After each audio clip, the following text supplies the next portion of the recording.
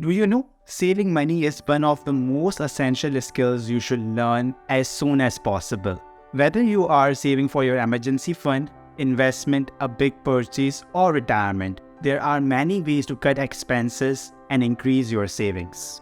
Today I will help you explore various ways to save money and achieve financial stability. If you are new here, I am Wali, and on this channel we discuss all things related to personal finance, investments, self-development and business. With that said, let's get into it. Number 1. The first thing that you should do to save money is to create a budget. Now, this will help you to understand your expenses and income, and you will be able to identify areas where you can cut back and save.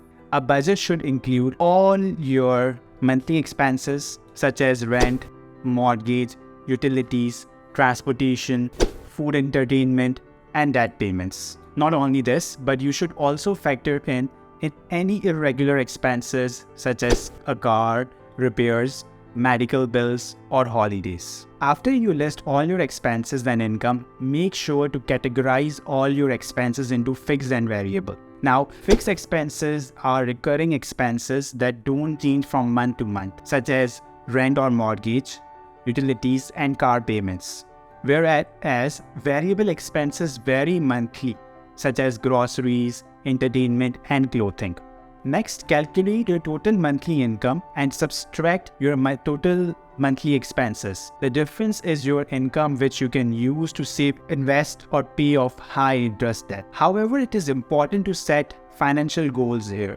By that I mean to say that make sure you already have decided what to do with this extra money saved after paying off all the expenses.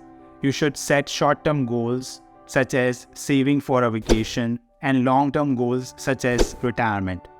However, make sure here that goals are specific, measurable, achievable, relevant, and time-bound.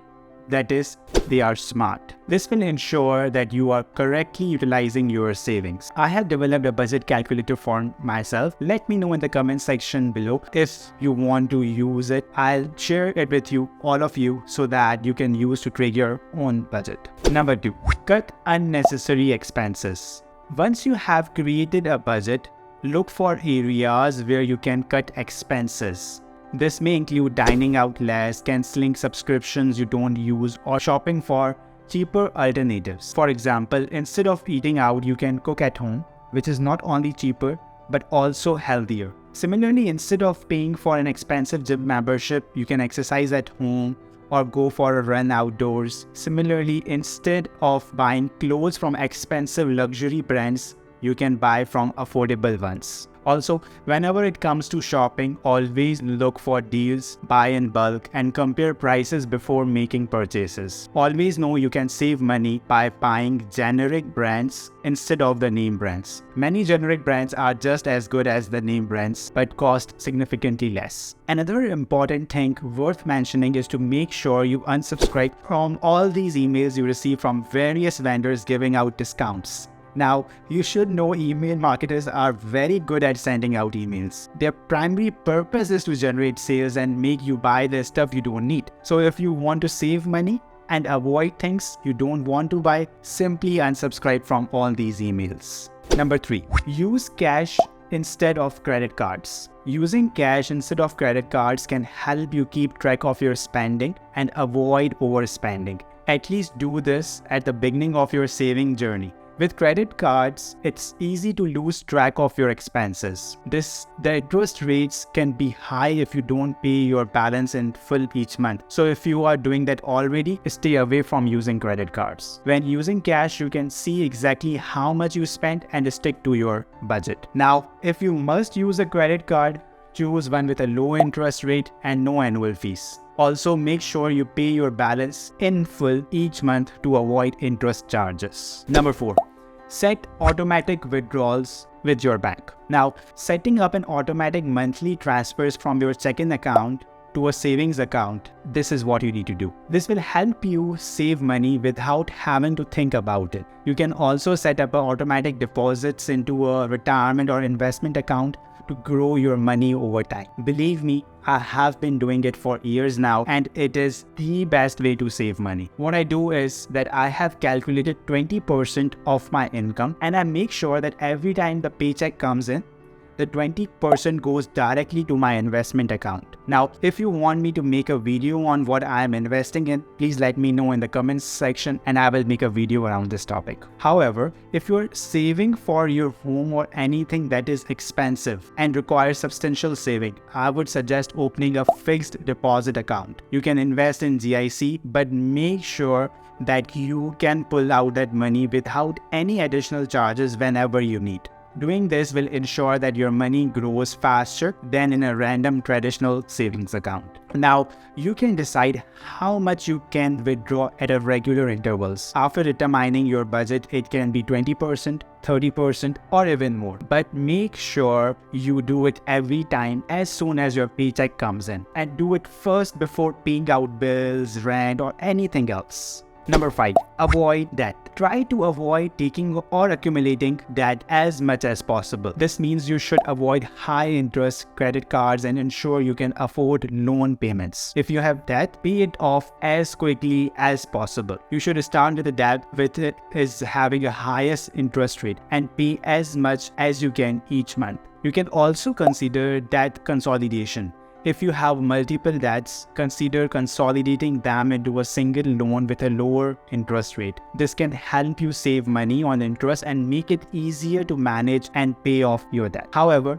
if you don't have any debt, ensure you have an emergency fund. An emergency fund should be able to cover at least 3 to 6 months of your expenses. This will help you avoid using credit cards or taking out loans in case of an unexpected expense such as a medical bill, car repair, or any other emergency. Try to live within your means.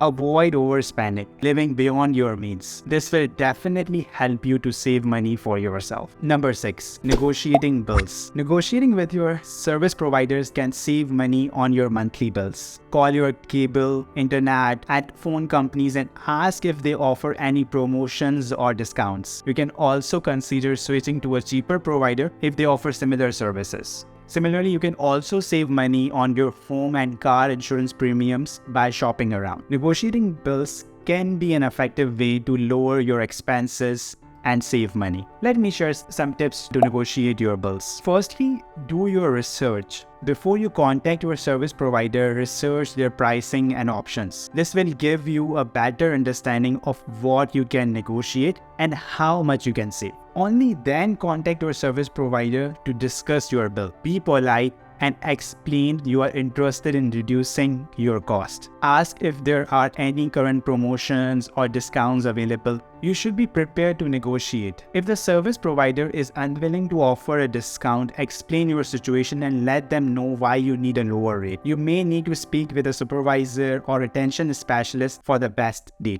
Another thing that you can do here is consider bundling up services. For example, if you have multiple services with the same provider, consider bundling them. This can often result in a lower overall cost. Let me give you an example. If you are paying phone bills for everyone at home and the internet and the TV, maybe you can bundle up here and save money. Then compare rates. If you cannot negotiate a lower rate with your current service provider, consider switching to different provider. Research other options and compare rates to find the best deal available in the market. Finally, keep records of your negotiations and any agreements reached. This can help you track your savings and ensure your bills are accurate. Always remember, negotiating bills can take time and effort, but it can be a great way to save money and reduce your expenses. Number 7. Cut down on your shelter cost. Now, if you live in a house with a basement that is furnished, maybe you should consider renting it out if it is not being used by you or your family. Now, if you don't prefer to rent it out on longer terms, maybe you can rent it out on Airbnb for a few days or as you like. Renting out that extra space can make you easily $2,000 to $3,000 extra for you. That can be invested in your long-term goals or to pay off high interest debts that you already have. Similarly, this will also help you to cut your utility cost as people renting your space will share it with you. It can be your internet cost, water bill, electricity bill, or simply property maintenance bill. So if you not have already thought of it, maybe you should give it a second thought and make that extra amount every month in savings from here. Number 8, transportation. Now, this is something that most people do not focus on. I have seen a lot of people paying bi-weekly installments for their new car, and on the top of that paying monthly car insurance. However, they rarely use their vehicle and prefer public transportations due to traffic and parking issues in the city. Now, I understand they might need a car for traveling, other essential things. But if they use it just for a few days a month, maybe renting makes more sense here. At least to me. But let's say you need to have it at any cost for your own needs. Then maybe you should rent it on the days you are not using it, will bring in some extra cash for you in savings, or at least pay off that car. Now, there are several apps for renting your car when you don't need it on certain days. I have used an app called Turo for the same purpose. However, before doing that, please research on this topic and make sure this will benefit you in your specific scenario. Number 9, invest in your future. You should consider putting money into a retirement account or investing in stocks to grow your money over time. This will help you to save on your tax bill. However, investing in the future requires a strategic approach, and you should consider a few things here. Firstly, you should find your short-term and long-term financial goals. This can help you to determine how much you need to save and invest to reach your objectives. Then develop a diversified investment strategy, as a diversification reduces the risk and increases returns. Thus, consider investing in a mix of assets such as crypto, stocks, bonds, ETFs, and real estate. Thirdly, you can also consider investing in emerging industries like renewable energy, biotechnology, and artificial intelligence, as these industries can offer significant growth potentially in the long run. At the same time, ensure you stay current on economic and market trends so you can adjust your investment strategy accordingly. But make sure to remain patient and not short-term market fluctuations affect your long-term investment goals. Finally, if required, seek professional advice. Consider seeking the advice of a financial advisor who can guide developing an investment strategy that aligns with your financial goals, risk tolerance, and time horizon. I hope this was helpful. Please press that like button if you like this video and subscribe to my channel to receive valuable content like this and become successful in your financial journey with me. Also, if you like this video, I'm sure you will enjoy my video that I made on the secret formula to becoming wealthy. I'll link that video for you. Looking forward to seeing you in my next video.